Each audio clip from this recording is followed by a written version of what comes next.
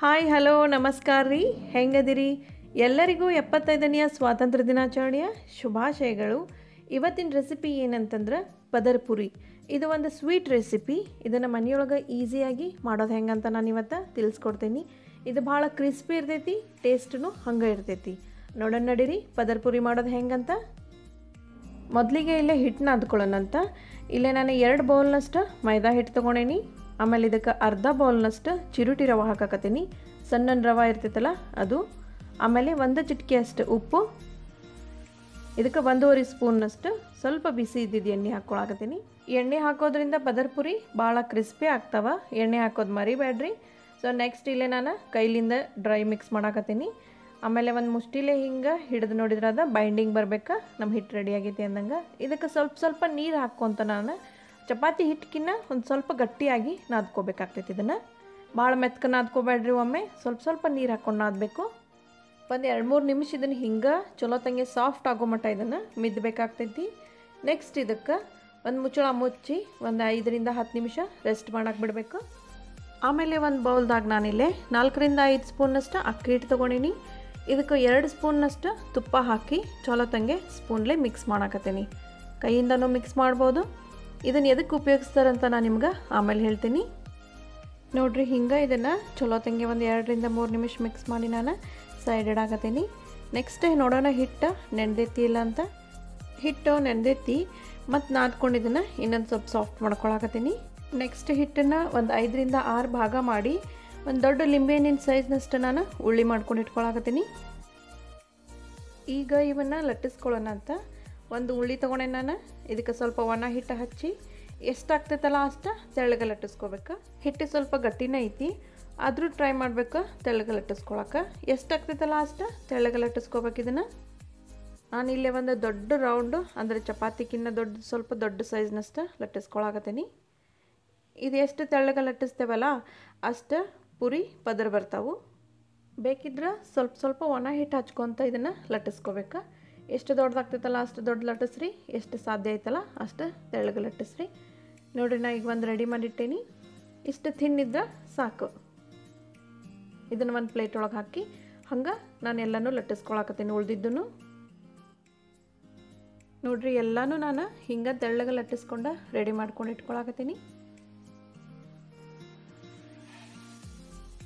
ಇದನ್ನು ನಾನು ಎಷ್ಟು ತೆಳ್ಳಗೆ ಲಟ್ಟಿಸ್ಕೊಂಡೀನಿ ಅಂತಂದ್ರೆ ಹಿಂಗೆ ಹಿಡಿದಾಗ ನನ್ನ ಕೈ ಕಾಣಕತ್ತೈತಿ ಹಿಂದೆ. ಅಷ್ಟು ಟ್ರಾನ್ಸ್ಪರೆಂಟ್ ಆಗೈತಿದೆ. ನಮ್ಗೆ ಒಂದು ಬ್ಯಾಚಿಗೆ ಇಂಥವ 3 ಬೇಕಾಗ್ತಾವೆ.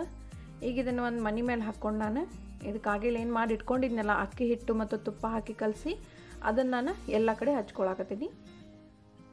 ನೀಟಾಗಿ ಎಲ್ಲ ಕಡೆ ಹಚ್ಬೇಕು. ಹಂಗೆ ಅದ್ರ ಮೇಲೆ ಇನ್ನೊಂದು ಲೇಯರ್ ಹಾಕೋದು ಮತ್ತು ಸ್ವಲ್ಪ ಅಕ್ಕಿ ಹಿಟ್ಟು ಮತ್ತು ತುಪ್ಪ ಹಚ್ಚೋದು. ಇದನ್ನು ಎಲ್ಲ ಕಡೆ ನೀಟಾಗಿ ಹಚ್ಚಬೇಕು. ಆಮೇಲೆ ಮತ್ತು ಅದ್ರ ಮೇಲೆ ಇನ್ನೊಂದು ಲೇಯರ್ ಹಾಕ್ರಿ. ಮ್ಯಾಲೇನು ಮತ್ತು ತುಪ್ಪ ಮತ್ತು ಅಕ್ಕಿ ಹಿಟ್ಟು ಹಚ್ಬೇಡ್ರಿ. ಈಗ ಇದನ್ನು ಸುಳ್ಳಿ ಸುತ್ತೋಣಂತ. ಎಷ್ಟು ಟೈಟ್ ಆಗ್ತೈತಲ್ಲ ಅಷ್ಟು ನೀಟಾಗಿ ಹಿಂಗೆ ಸುಳ್ಳಿ ಸುತ್ತಿ ನೆಕ್ಸ್ಟ್ ಇದನ್ನು ಚಾಕುವಿಂದ ಕಟ್ ಮಾಡ್ಕೊಳ್ಳೋಣ. ಫಸ್ಟ್ ನಾನಿಲ್ಲೇ ಸೈಡ್ಸನ್ನು ಕಟ್ ಮಾಡಿ ತೆಗಿಯಾಕತ್ತೀನಿ, ಯಾಕಂದ್ರೆ ಅವು ಇಕ್ಕಲಿರೋದಲ್ಲ. ಆಮೇಲೆ 1 ಇಂಚಿನಷ್ಟು ನಾನು ಕಟ್ ಮಾಡಿ ತೆಗಿಯಾಕತ್ತೀನಿ. ಆಮೇಲೆ ನೆಕ್ಸ್ಟ್ ಒಂದು ಉಳ್ಳಿ ತೊಗೊಂಡು ಅದನ್ನು ಹಿಂಗೆ ಒಂದು ಸೈಡ್ ಅಷ್ಟೇ ಹಿಂಗೆ ಪ್ರೆಸ್ ಮಾಡಿ ಆಮೇಲೆ ಫೋಲ್ಡ್ ಮಾಡಿರಿ. ಆಮೇಲೆ ಅಂಗೈಯಿಂದ ಹಿಂಗೆ ಪ್ರೆಸ್ ಮಾಡಬೇಕು. ಸೊ ಒಂದು ಉಳ್ಳಿ ರೆಡಿ ಆಯಿತು. ಹಂಗೆ ಎಲ್ಲನೂ ರೆಡಿ ಮಾಡಿ ಇಟ್ಕೊಳಕತ್ತೀನಿ.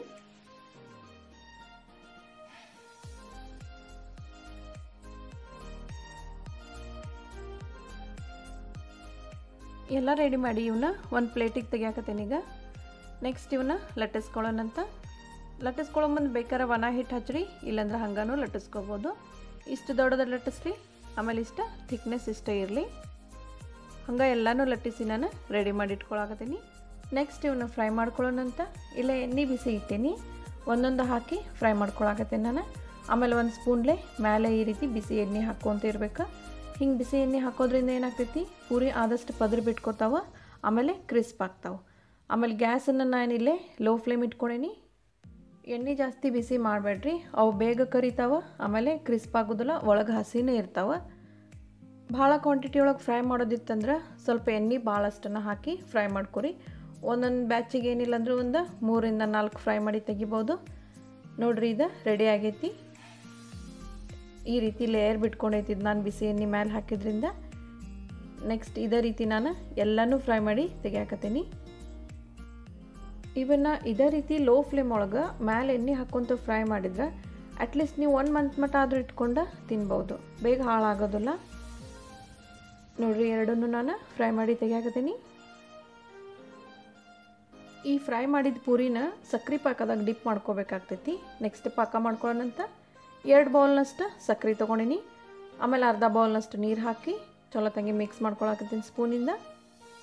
ನೆಕ್ಸ್ಟ್ ಇದನ್ನು ಬಿಸಿ ಮಾಡೋಣಂತ ಗ್ಯಾಸನ್ನು ಹೈ ಫ್ಲೇಮ್ ಒಳಗಿಟ್ಟೆ ನಾನು ಒಂದು 5 ರಿಂದ 6 ನಿಮಿಷ ಮಟ್ಟ ಕುದಿಸಾಕತ್ತೀನಿ. ಒಂದು ಎಳೆ ಪಾಕ ಅಂತಾರಲ್ಲ ಆ ರೀತಿ ಮಾಡಾಕತ್ತೀನಿ ನಾನು. ಇದು ರೆಡಿ ಆದಂಗೆ ಆಗೈತಿ, ಚೆಕ್ ಮಾಡೋಣ. ಇದನ್ನು ಹೆಂಗೆ ಚೆಕ್ ಮಾಡೋದಂತಂದ್ರೆ, ಈಗ ಒಂದು ಬಟ್ಟನ್ನ ಹಿಂಗೆ ಡಿಪ್ ಮಾಡಿದ ಕೂಡಲೇ ಹಿಂಗೆ ಒಂದು ಎಳೆ ಬರಬೇಕದು, ಅಂದರೆ ಇದು ರೆಡಿ ಆದಂಗೆ. ಇದನ್ನು ಇನ್ನೊಂದು ಬೌಲಿಗೆ ತೆಗಿತೇನೆ ನಾನು. ಈಗ ನೆಕ್ಸ್ಟ್ ಇವನ್ನ ಡಿಪ್ ಮಾಡ್ಕೊಳ್ಳೋಣಂತ. ಇಲ್ಲೇ ನಾನು ಸ್ವಲ್ಪ ಸಣ್ಣಗೆ ಹೆಚ್ಕೊಂಡಿದ್ದೆ ಪಿಸ್ತಾ, ಆಮೇಲೆ ಗೋಡಂಬಿ, ಆಮೇಲೆ ಬಾದಾಮ್ ತೊಗೊಂಡೇನಿ. ಇವನ್ನ ಮೇಲೆ ಗಾರ್ನಿಷಿಗೆ ಹಾಕ್ತೇನೆ ನಾನು. ಒಂದು ಪ್ಲೇಟ್ ತೊಗೊಂಡೇನಿ. ಆಮೇಲೆ ಒಂದೊಂದು ಪೂರಿನ ಹಿಂಗೆ ಸಕ್ರೆ ಪಾಕದಾಗ ಡಿಪ್ ಮಾಡಿ, ಆಮೇಲೆ ಇದ್ರ ಮೇಲೆ ನಾನು ಗೋಡಂಬಿ, ಬಾದಾಮ್ ಮತ್ತು ಪಿಸ್ತಾ ಉದುರ್ಸಾಕತ್ತೀನಿ. ಸಕ್ರೆ ಪಾಕ ಸ್ವಲ್ಪ ಅಂಟಂಟನೇ ಇರ್ತೈತಿ, ಅವು ಈಸಿಯಾಗಿ ಅಂಟ್ಕೋತಾವ. ಅದಕ್ಕೆ ಎಲ್ಲನೂ ಇದೇ ರೀತಿ ಡಿಪ್ ಮಾಡಿ ಆಮೇಲೆ ಮೇಲೆ ಗೋಡಂಬಿ, ಪಿಸ್ತಾ ಮತ್ತು ಬಾದಾಮ್ ಉದುರಿಸಿ ರೆಡಿ ಮಾಡಿ ಇಡಾಕತ್ತೀನಿ. ಸಕ್ರೆ ಪಾಕ ಬೇಡ ಅಂತಂದ್ರೆ ನೀವು ಉದುರಂದು ಪುಡಿ ಸಕ್ರೆನೂ ನೀವು ಉದುರಿಸ್ಬೋದು ಇದ್ರ ಮೇಲೆ, ಅದು ಏನು ಪ್ರಾಬ್ಲಮ್ ಇಲ್ಲ. ನೋಡಿರಿ, ನಮ್ಮ ಪದರ ಪೂರಿ ರೆಡಿ ಆಗೈತಿ. ನೀವು ಮನೆಯೊಳಗೆ ಟ್ರೈ ಮಾಡಿರಿ. ಆಮೇಲೆ ನನಗೆ ಕಮೆಂಟ್ನಾಗ ತಿಳಿಸ್ರಿ ಹೆಂಗಾಗೈತಿ ಅಂತಂದು. ಆಮೇಲೆ ನನ್ನ ಚಾನಲ್ನ ಸಬ್ಸ್ಕ್ರೈಬ್ ಮಾಡಿರಿ. ಈ ವಿಡಿಯೋ ಇಷ್ಟ ಆತಂದ್ರೆ ಲೈಕ್ ಮಾಡಿರಿ, ಕಮೆಂಟ್ ಮಾಡಿರಿ, ನಿಮ್ಮ ಫ್ಯಾಮ್ಲಿ ಮತ್ತು ಫ್ರೆಂಡ್ಸ್ಗೆ ಶೇರ್ ಮಾಡಿರಿ. ಮತ್ತು ಇನ್ನೊಂದು ಹೊಸ ರೆಸಿಪಿಯೊಂದಿಗೆ ನಿಮ್ಮನ್ನು ನಾನು ಭೇಟಿ ಆಗ್ತೀನಿ. ಧನ್ಯವಾದಗಳು.